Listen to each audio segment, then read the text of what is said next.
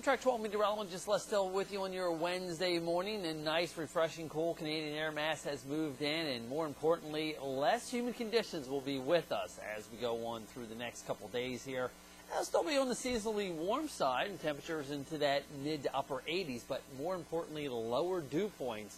That's what's going to cut the heat and humidity around here.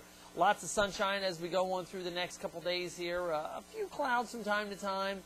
Very little chance of rainfall, though, which is good. Give us a good chance to dry out. Now, we are tracking a little bit of action in the tropics, but nothing that looks like it will develop anytime soon. If anything does develop, it'll be very slow development here.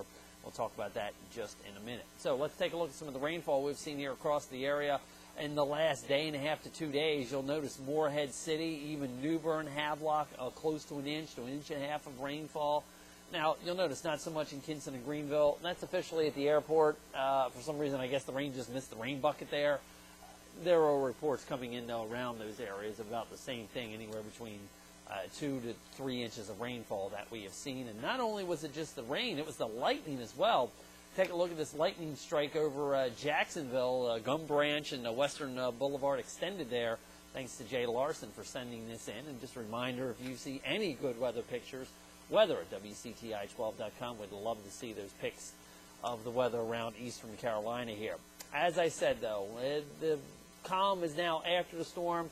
We're going to be seeing lots of sunshine in here for the next several days. A few clouds from time to time, but again, more importantly, less humid conditions thanks to an east-northeasterly wind. Overnight tonight, now, that east-northeasterly wind is going to bring moisture in off of the ocean. So as a result, we'll get some low clouds to form after midnight. I don't think there was much fog tomorrow morning as what we had this morning, just because we're going to dry out the atmosphere, the lower part of the atmosphere a little bit. Mid to upper 60s to low 70s is where we're going to be at the beaches. Hot, a little bit humid in here for tomorrow, upper 80s to near 90 degrees, plenty of sunshine around. And I guess we could throw in a slim chance of an isolated shower or thunder shower along the sea breeze front the next couple days here, but I think those are going to be few and far between.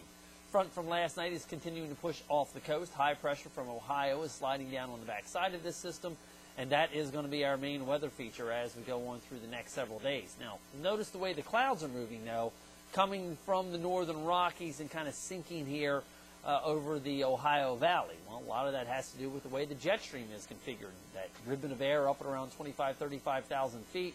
Upper level high pressure sitting once again back out over the eastern Rockies and central plains, and as a result, we do have this weak trough, kind of generally with the northwesterly flow coming off of the Great Lakes down into our neighborhood here. But you'll notice where the trough axis is, that's where the front is, off the coast now.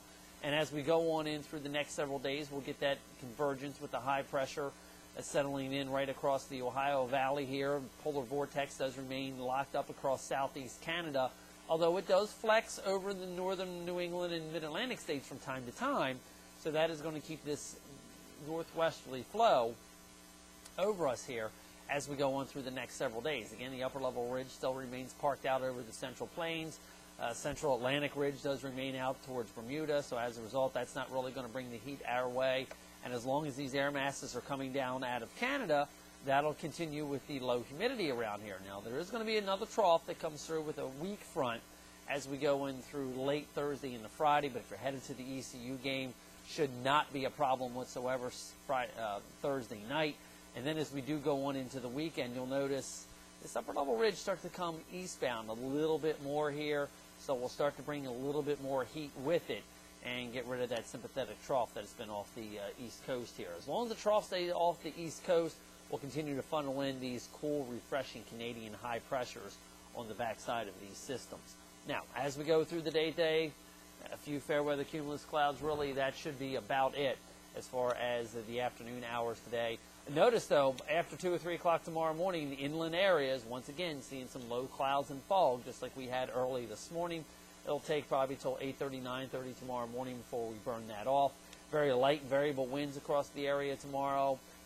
Again, I guess there could be an isolated storm along the sea breeze front, but I think the majority of us are going to remain dry for now until probably this time next week. Little caveat to, though, maybe a little bit better chance of an isolated storm along that sea breeze front on Friday, as that front does work its way through the area mid to late morning hours here So again, just an isolated storm or two. Then we're back in the northerly flow at the mid and upper levels of the atmosphere, and that is going to keep us on the dry side. All right, let's track the tropics here for you, 2 areas that we are watching. And the problem is that these two are basically competing for each other. Notice one cluster of storms here south of Puerto Rico, an even bigger cluster of storms sitting back here. But because these two are close to each other, they're basically blocking the inflow from each other. Now, all the forecast models kind of meander this on up and towards the Bahamas. 5, 6, 7, 8 days from now, if anything does develop, it is going to be a very slow process. But if it can get its act together, we may be seeing something develop out of there. Meanwhile, in the central Atlantic, you'll notice a couple waves coming off of Africa, but nothing that looks all that impressive. Lots of dry air off to the north of this. The Azores high has lifted a little bit, but still not anticipating anything spectacular coming off of the Atlantic wave train here anytime soon. So for your ECU football game tomorrow night, kickoff at 7:30. We are going to be looking at temperatures dropping back through the 80s into the 70s as the game goes on.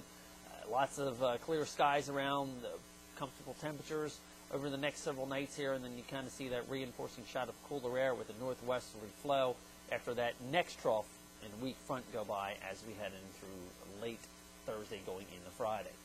Have yourself a good Wednesday. I'll talk to you tomorrow. I'm Storm Track 12 meteorologist Les Still.